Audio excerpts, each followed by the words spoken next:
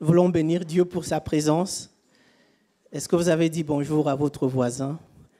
Si c'est la personne avec qui vous êtes venu ce matin, c'est pas lui, mais vous pouvez sauter un rang ou regarder devant vous pour dire bonjour à votre voisin.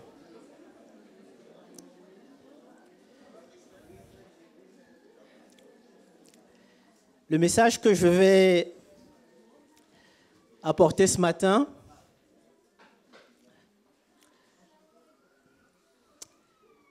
j'avais prévu plutôt le donner un peu plus tôt au courant de ce mois de juillet. Puisque pendant que je partais au Cameroun début juin, je savais que je devais intervenir au milieu de vous au courant de ce mois de juillet. Finalement, il y a eu un changement au programme et finalement, c'est Dieu qui a l'agenda global. C'est Dieu qui gère l'agenda. Et s'il a prévu que je l'apporte ce matin, il le sait pourquoi. Je vous donne ces éléments parce que quand je vais vous donner le thème de ce message pour que vous ayez ces éléments, je vous invite ce matin à lire avec moi quelques textes. Nous allons commencer la lecture dans la deuxième épître de Paul aux Corinthiens.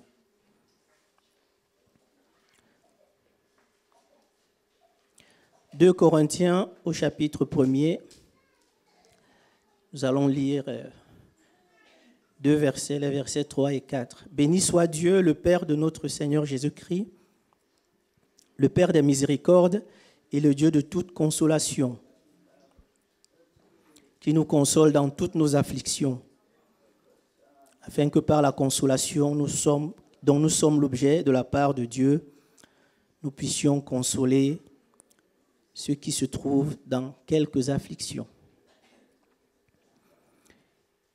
Le deuxième verset dans cette épître aux Corinthiens, au chapitre 7, verset 6, il est écrit « Mais Dieu qui console ceux qui sont abattus nous a consolés par l'arrivée de Tite. »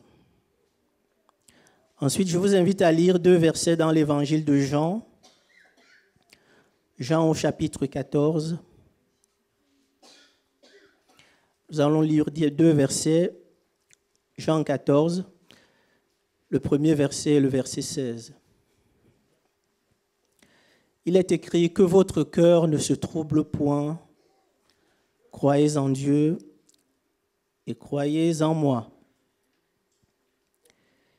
Et au verset 16, il est écrit « Et moi, je prierai le Père, il vous donnera un autre consolateur, afin qu'il demeure éternellement avec vous. »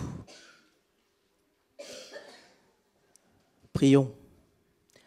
Seigneur, je veux te remercier pour ta parole parce qu'elle est vivante. Nous ne lisons pas un livre d'histoire. Nous lisons une parole qui est vivante et qui est efficace. Alors ce matin, je te prie de faire en sorte qu'elle puisse faire le travail pour lequel, Seigneur, tu la donnes ce matin. Et que nous soyons renouvelés par cette parole, parce que c'est la vérité. Te le demandons au nom de Jésus, ton Fils bien-aimé. Amen. Le thème de mon message ce matin, c'est le Dieu de la consolation. Le Dieu de la consolation. Et le message lui-même, il est extrêmement simple. Il est à la portée de tous, même à la portée des tout petits. Il est résumé en 2 points. Le premier point, c'est que Dieu est celui qui console ceux qui sont abattus. Dieu est celui qui console ceux qui sont abattus. Et le deuxième point qui en est la conséquence, c'est que si tu es là et que tu traverses une situation difficile qui t'afflige, tu peux venir trouver auprès de lui le réconfort dont tu as besoin. Si vous sortez d'ici et que vous sortez avec ces deux choses, vous aurez eu l'essentiel. Dieu est celui qui console ceux qui sont abattus. Et vous pouvez venir le voir si vous êtes dans une situation compliquée pour trouver le réconfort auprès de lui. C'est un message que j'ai reçu pendant mes vacances au Cameroun. Lorsqu'à mon retour, j'ai constaté que le programme avait un peu changé. Je reconnais que j'avais été un peu embêté, je ne savais pas trop quoi penser. Car je savais que j'allais m'absenter encore dans quelques jours pour 2 semaines. Et selon le programme, je n'aurais pas eu l'occasion d'apporter ce message. Donc je me disais, mais j'avais l'impression que ce message, je l'avais reçu pour l'Église. Donc j'étais un peu... Bon, je ne comprenais pas trop. Ensuite, en réfléchissant à la situation de l'Assemblée, et surtout en analysant les événements de ces derniers jours, de ces dernières semaines, les malades qui sont là, les personnes qui sont fatiguées, notre frère Gilles est toujours à l'hôpital. Comme il y a eu la prière, le message de dimanche dernier sur la joie, le deuil qu'il y a eu pendant la semaine, tous ces événements ont fini par me convaincre que c'est un message qu'il fallait que l'Église entende. En tout cas, qu'il fallait que je l'apporte avant de m'absenter. C'est la raison pour laquelle je suis devant vous ce matin, parce que je me suis arrangé avec les frères avec qui on assure le travail de la prédication pour être devant vous ce matin, pour apporter ce message. Et je me dis qu'au final, c'est Dieu qui gère l'agenda global. Et s'il a voulu que je sois là ce matin devant vous, c'est sûrement parce que c'est le bon moment d'entendre ce message. À lui soit la gloire. Comme je l'ai indiqué, la première chose que j'aimerais que nous puissions retenir ce matin, c'est que Dieu est celui qui console. Vous allez répéter avec moi, notre Dieu est celui qui console ceux qui sont abattus. Nous allons répéter, notre Dieu est celui qui console ceux qui sont abattus. Consoler, c'est quelque chose qui lui tient à cœur. Ce n'est pas quelque chose que Dieu fait comme cela, il le fait par amour. Il a dit qu'il est celui qui ne brise point le roseau cassé et qui n'éteint pas la mèche qui fume. Dieu n'est pas celui qui, lorsque vous êtes déjà sous l'eau et que vous êtes sur le point de vous noyer, qui vous enfonce la tête sous l'eau. Dieu n'est pas comme cela. Dieu est celui qui, par nature, relève, par nature, console. Alors, si tu es là ce matin et que tu es affligé de quelque manière que ce soit, le Seigneur te dit qu'il est celui qui console. La consolation, c'est la définition qui est donnée, c'est le soulagement qui est apporté à une douleur, le soulagement qui est apporté à une peine, au chagrin que nous pouvons avoir. Le synonyme, c'est réconfort.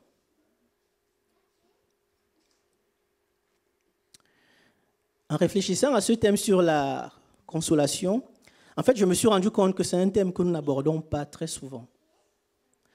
Nous parlons souvent de la grâce de Dieu, de l'amour de Dieu, de la paix que Dieu nous donne,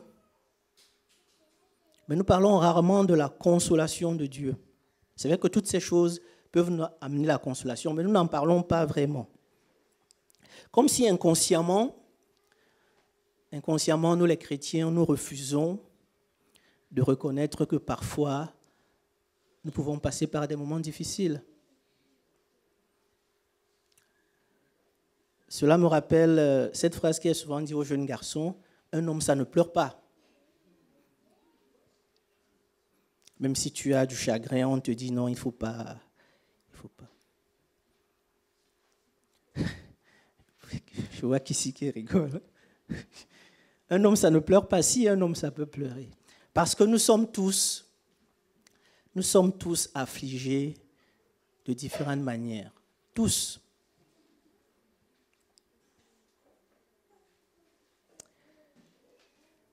Et Dieu le sait. Dieu sait que nous sommes affligés.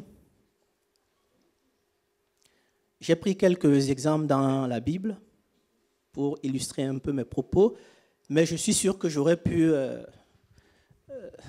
dans l'auditoire, demander à quelques personnes, quelques courageux, qui auraient pu vouloir venir ici témoigner et parler des situations peut-être difficiles qu'ils ont vécues ou qu'ils vivent encore.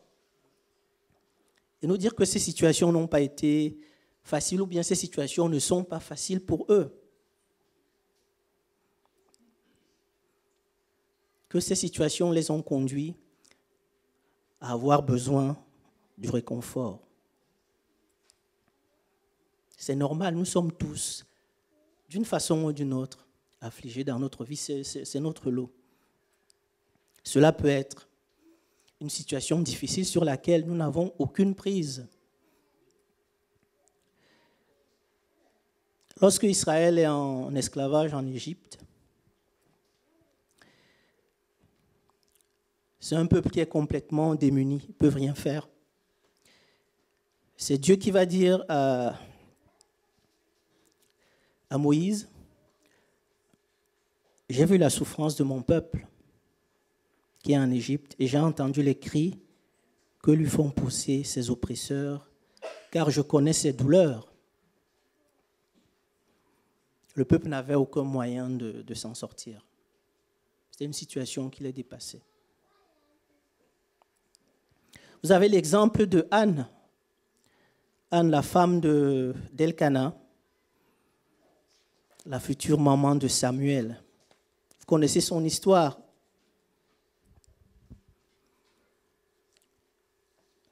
Elle était coépouse dans un foyer où sa coépouse avait des enfants et elle pas du tout. C'était une situation compliquée, elle ne pouvait rien faire. Elle se lamentait à cause de cela. Elle était complètement démunie. Mais cela peut être aussi une maladie chronique grave qui nous handicape. Vous avez beaucoup d'exemples dans la Bible. J'ai pensé à la femme qui avait une perte de sang. Pour une femme, c'est quelque chose de difficile, je dirais même d'humiliant. Pendant 12 ans, elle avait dépensé tout ce qu'elle avait pour essayer de trouver une solution à cela. Il n'y a pas eu de solution. C'était quelque chose qui handicapait cette femme. Vous avez l'apôtre Paul lui-même qui avait une écharpe dans son corps et qui nous dit qu'il a prié 3 fois pour demander à Dieu de l'en débarrasser. Donc on peut être affligé par une maladie, mais on peut être aussi affligé parce qu'on a perdu un être cher. Qu'ici l'a dit tout à l'heure, nous avons perdu notre sœur Christiane cette semaine et la douleur peut être là. Lorsque Marthe et Marie ont perdu leur frère Lazare, je me souviens de ces paroles, disaient à Jésus, « Seigneur, si tu avais été là, cela ne serait pas arrivé. » Elles étaient complètement abattues, elles étaient affligées, c'était une situation compliquée. Mais cela peut être aussi le rejet. Le rejet que nous recevons des autres.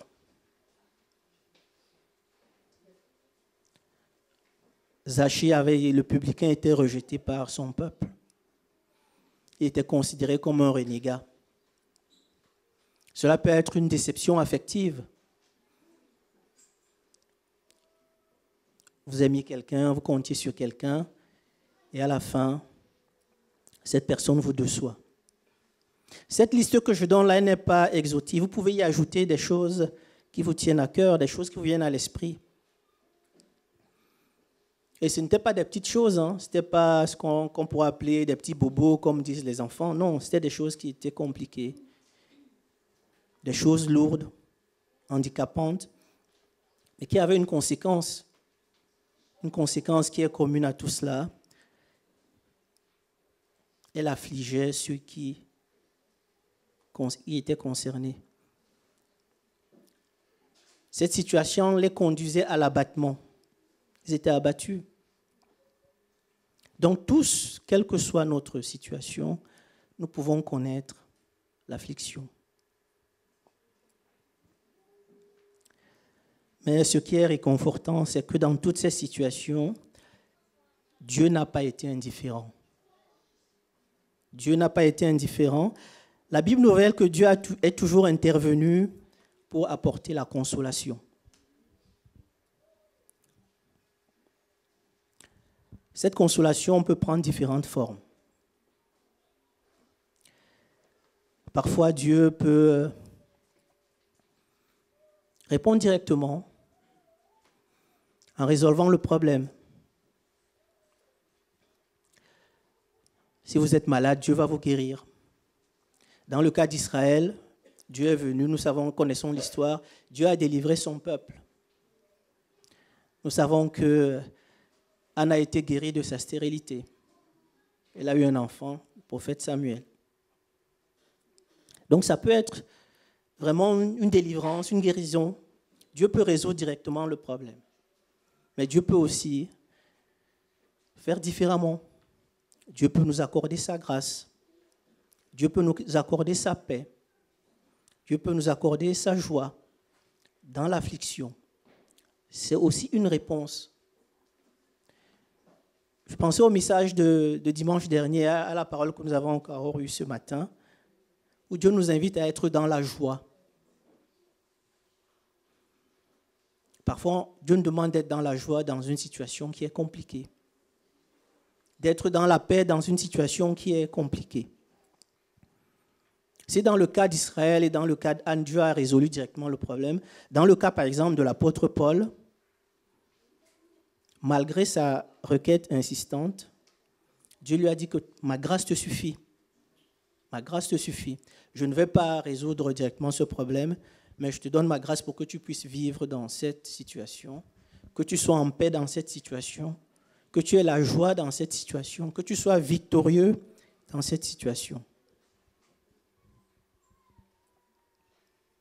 Dieu peut faire cela.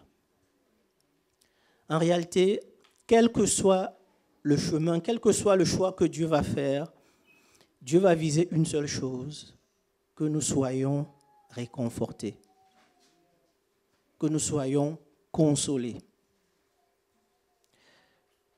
Peut-être parfois, on aimerait qu'il résolve directement le problème.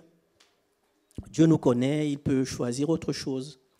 Mais soyons rassurés, quel que soit le choix que Dieu va faire, ce choix a pour objectif de nous apporter le réconfort.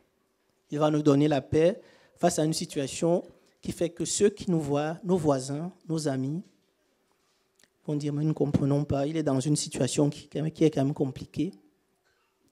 Mais il garde son sourire, il garde sa tranquillité, il garde sa joie. C'est ce que Dieu fait. C'est ce que Dieu fait, mes chers amis. C'est ce que Dieu fait, chers frères et sœurs. Et c'est pour cette raison que nous pouvons venir auprès de lui avec assurance. Nous pouvons venir auprès de lui, nous attendre à ce qu'il nous visite, qu'il nous renouvelle, qu'il nous réconforte, qu'il nous console. Et c'est cela le deuxième point. Parce que Dieu va le faire, comme je disais, parce que c'est dans sa nature. Dieu ne va pas le faire parce qu'il veut se faire voir par quelqu'un ou bien parce qu'il est obligé. C'est dans sa nature. Dieu est celui qui console ceux qui sont abattus. Gardons ce verset dans notre tête. Si nous passons par un moment compliqué, Souvenons-nous que Dieu, notre Dieu, est celui qui console ceux qui sont abattus. Parfois, il y a des versets qu'on garde qui sont pour nous comme, je dirais, une énergie qui fait que face à une situation, lorsqu'on se rappelle de ces versets, c'est pour ça qu'il nous est demandé de bien connaître la parole de Dieu. Ces versets sont comme une énergie pour nous face à l'adversité. Donc si vous traversez un moment compliqué, si vous vivez une situation difficile, souvenez-vous que Dieu est celui qui console ceux qui sont abattus. Alors ce matin, vous pouvez venir auprès de lui. Vous pouvez venir parce que la consolation a toujours été au cœur de la mission du Messie. Lorsque le Messie a annoncé lorsque le Messie est annoncé dans le livre d'Ésaïe, parmi les choses qu'il doit accomplir, nous allons voir que la consolation est en très bonne place. Je vous invite à lire avec moi dans le livre d'Ésaïe. C'est un texte que nous connaissons qui est repris par Luc. Ésaïe chapitre 61. Vous le connaissez, mais je pense que c'est bien de relire ces textes. Ésaïe 61 au verset 2.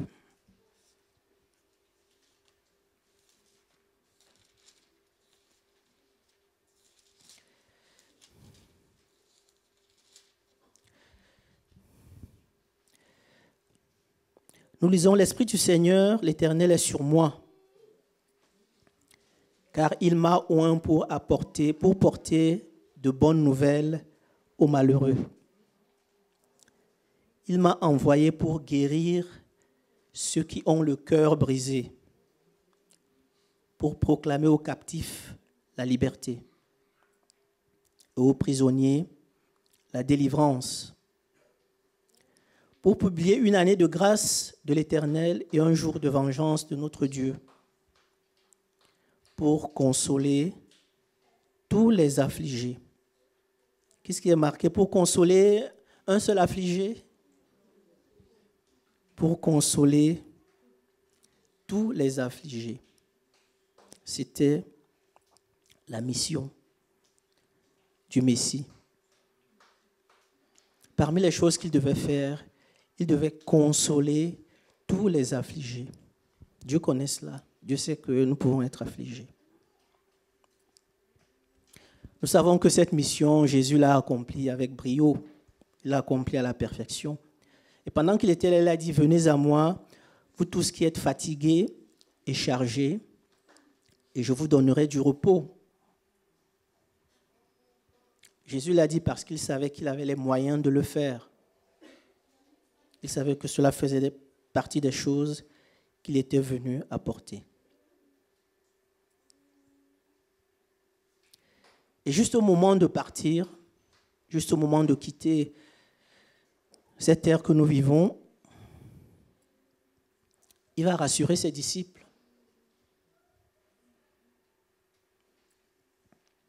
Il va leur dire: ne vous inquiétez pas, le ministère de la consolation va continuer. Ce sont les versets que nous avons lus dans l'évangile de Jean. C'est un moment intense avec ses disciples, c'est un moment compliqué parce que le départ prochain de Jésus est là. Je crois que les disciples l'ont senti. Et il y a une angoisse qui monte. Jésus sait que l'angoisse est en train de monter. Et nous pouvons être dans une situation, même collectivement, en tant qu'Église, dans une situation d'angoisse. Dans une situation où on se dit: mais qu'est-ce que va être demain? Comment les choses vont se passer dans les mois et les semaines à venir? C'était le cas ici avec les disciples. Alors Jésus va leur dire que votre cœur ne se trouble point. Croyez en Dieu, croyez en moi. En quelque sorte, faites-nous confiance. Faites-nous confiance, on maîtrise la situation. Je vais partir, mais on ne va pas vous laisser tout seul. Faites-nous confiance, croyez en Dieu, croyez en moi, soyez dans la paix. Et moi, je prierai le Père, et il vous donnera un autre consolateur, afin qu'il demeure éternellement avec vous. Et oui, le Saint-Esprit poursuit le ministère de la consolation. Ce ministère-là n'est pas terminé. Il continue, et c'est une des choses que le Saint-Esprit fait. Ce terme de consolateur apparaît 5 fois entre les chapitres 14 et 16. 5 fois. Jésus répète ça 5 fois. On peut estimer que le Seigneur considérait que le sujet était suffisamment important à ce moment-là pour revenir dessus plusieurs fois en très peu de temps. Une personne, un groupe de personnes, une église vit des saisons. Nous avons plusieurs saisons dans notre vie. Et on peut vivre une saison où on est vraiment affligé, où on est angoissé, où on ne sait pas ce que demain va être.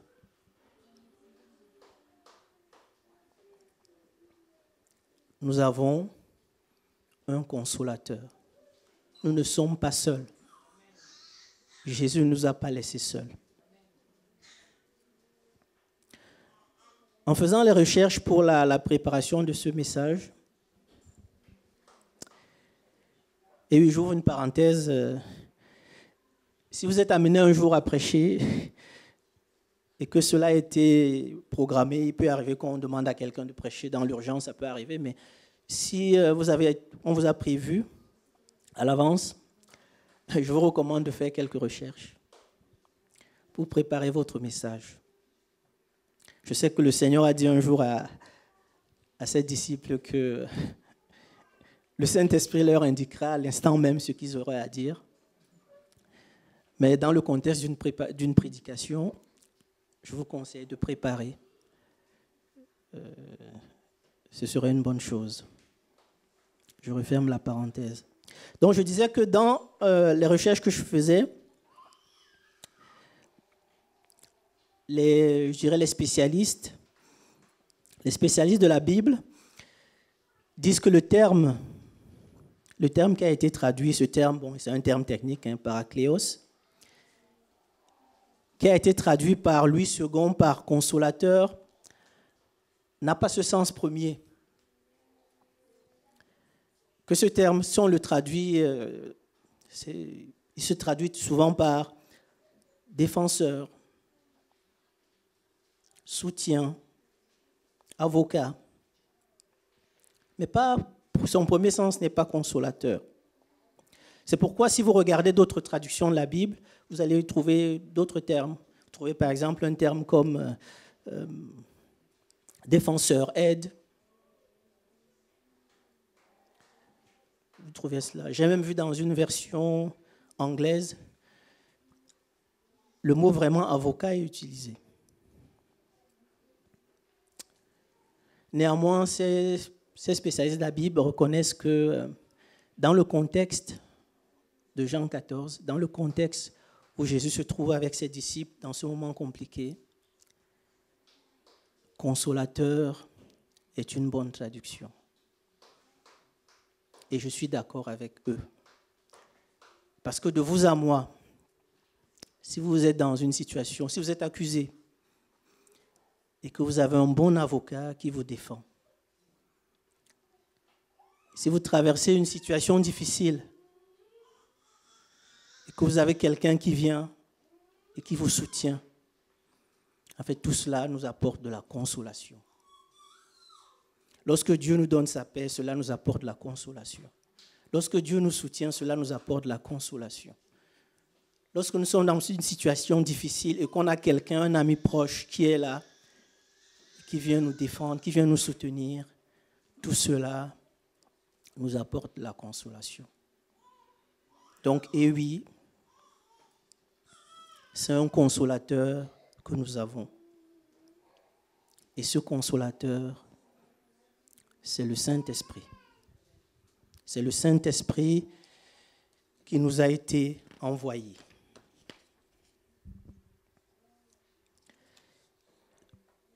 Nous savons que ce Saint-Esprit a commencé son ministère. Le Saint-Esprit a été envoyé le jour de la Pentecôte.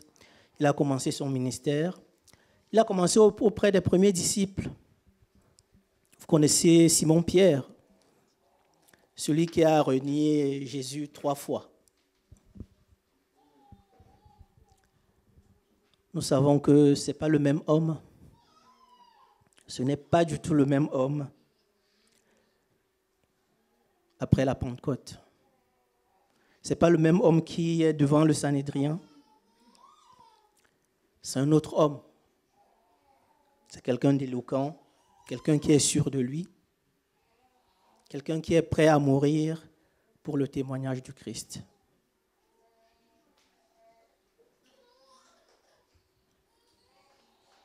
Donc ce ministère de la consolation, le Saint-Esprit le continue aujourd'hui. Parce que Jésus a dit qu'il demeurera éternellement avec nous. Jésus n'a pas dit qu'il envoie pour 2 mois, même pour 100 ans, non. Il a dit, et moi je prierai le Père, et il vous donnera un autre consolateur, afin que quoi? Qu'il demeure éternellement avec vous. Et comme le Seigneur a insisté lors de son dernier rendez-vous avec les disciples, en répétant ce mot de consolateur, je l'ai dit 5 fois en très peu de temps, il insiste ce matin. Il insiste ce matin et il te dit, tu es dans l'affliction ou pas? Tu es dans une situation difficile? Tu peux t'adresser au Saint-Esprit. Tu peux t'adresser au Saint-Esprit parce qu'il a été envoyé aussi pour cela. Je pense que nous limitons beaucoup l'action du Saint-Esprit. Dieu ne nous l'a pas simplement envoyé pour qu'on prophétise ou pour qu'on parle en langue. Dieu l'a envoyé aussi pour qu'il soit notre consolateur, notre avocat, notre soutien, notre défenseur. C'est aussi sa mission. Quand le consolateur sera venu, l'Esprit de vérité, il vous conduira dans toute la vérité, car il ne parlera pas de lui-même, mais il dira tout ce qu'il aura entendu. Et il vous annoncera les choses à venir. Il me glorifiera parce qu'il prendra ce qui est à moi et vous l'annoncera. Jésus a été très clair là-dessus. Ce que le Saint-Esprit va faire, c'est ce que le Seigneur lui dira. Ce sera dans la continuité de ce que Jésus a fait.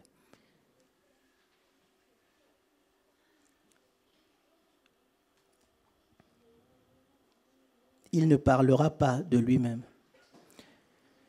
Je me souviens, quand j'ai lu ces versets, je me suis souvenu avant, j'aime beaucoup l'évangile de Jean parce que ce n'est pas un évangile, je dirais, historique, mais il est d'une profondeur énorme. Jésus discute avec ses disciples, il leur parle. Il leur dit, vous croyez que les paroles que je vous dis sont mes paroles à moi? Les paroles que je vous dis sont des paroles qui viennent du Père. Et ici, il est en train de dire que ce que le Saint-Esprit va dire, c'est ce qu'il annoncera. En fait, il y a une coordination. Je m'en vais, mais je ne vous laisse pas seul. Je vous envoie quelqu'un qui va continuer le ministère de la consolation. Il fera les choses qu'on aura convenu de faire.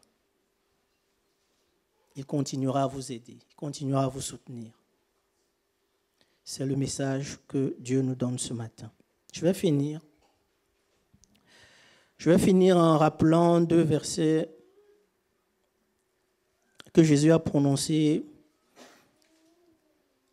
Et ces versets sont pour moi comme, je dirais, des balises. Le premier verset, c'est Jésus nous a dit qu'il va bâtir son Église. Et quelles que soient les circonstances, il va la bâtir. Et nous savons que l'Église, ce n'est pas ce mur, ce n'est pas ce bâtiment. L'Église, ce sont les pierres vivantes que nous sommes. Donc Jésus a dit qu'il va bâtir son Église et que le séjour des morts ne prévaudra pas contre elle. C'est une certitude. c'est à nous d'en faire partie. Mais l'Église de Jésus-Christ survivra à l'adversité. C'est une certitude. La deuxième chose qui vient pour moi comme accompagner cela, vous aurez des tribulations dans le monde. Mais prenez courage, j'ai vaincu le monde. Vous voyez que cette parole, Jésus la prononce vers la fin de son entretien avec ses disciples juste avant de partir. C'est au chapitre 16 de l'évangile de Jean. Parce qu'après le chapitre 16, il va prier pour eux et après c'est l'arrestation. Donc là, ce sont des paroles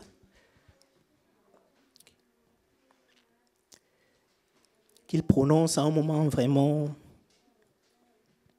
je dirais, de fin. Donc il ne leur a pas caché. Il a dit, vous aurez des temps difficiles, mais prenez courage. J'ai vaincu le monde. Ces deux paroles doivent nous rassurer. Comme je disais tout à l'heure, l'Église de Jésus-Christ survivra à l'adversité. Et quelles que soient les circonstances, elle sera vainqueur.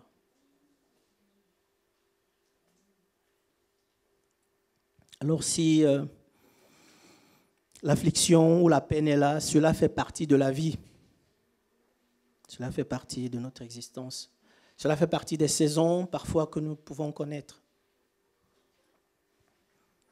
Et en attendant ce moment où il est dit que Dieu lui-même essuiera toutes larmes de leurs yeux, vous trouverez cela dans le livre de l'Apocalypse, nous pouvons, quelle que soit la situation dans laquelle nous sommes, nous adresser à Dieu par le Saint-Esprit pour trouver la consolation. Nous pouvons le faire. C'est ce que Dieu nous demande de faire ce matin. Alors soyons dans la paix, soyons dans la tranquillité, soyons dans la joie, parce que notre Dieu, c'est le Dieu de la consolation et qu'il console son Église. Chacun de nous, pour sa part, dans sa situation, que ce soit individuellement, que ce soit collectivement en tant qu'Église, que son nom soit béni. Amen. Nous allons prier. Seigneur, je te remercie encore ce matin. Merci pour ta parole, merci pour l'Église. L'Église que nous formons. Nous savons, Seigneur, qu'il peut y avoir des moments compliqués dans notre vie. Mais tu nous rappelles ce matin que tu es le Dieu qui console. Tu es le Dieu qui soulage, qui soutient. Tu es le Dieu qui nous défend dans ces moments-là. Alors je te confie chacun ce matin dans sa situation, Seigneur. Accorde-nous ta paix, accorde-nous ta joie. Guéris ceux qui ont besoin d'être renouvelés dans leur corps. Je pense à notre frère Gilles qui est à l'hôpital. Je pense à Rémédios, à Maria. Je pense à tous ceux qui sont fatigués dans leur corps. Merci de passer ta main, de les visiter au nom de Jésus, ton Fils bien-aimé. Tu nous as dit que Jésus, tu disais que ce que nous demanderons en ton nom, le Père le fera. Alors merci de nous exaucer encore ce matin parce que c'est en ton nom que nous prions. Amen.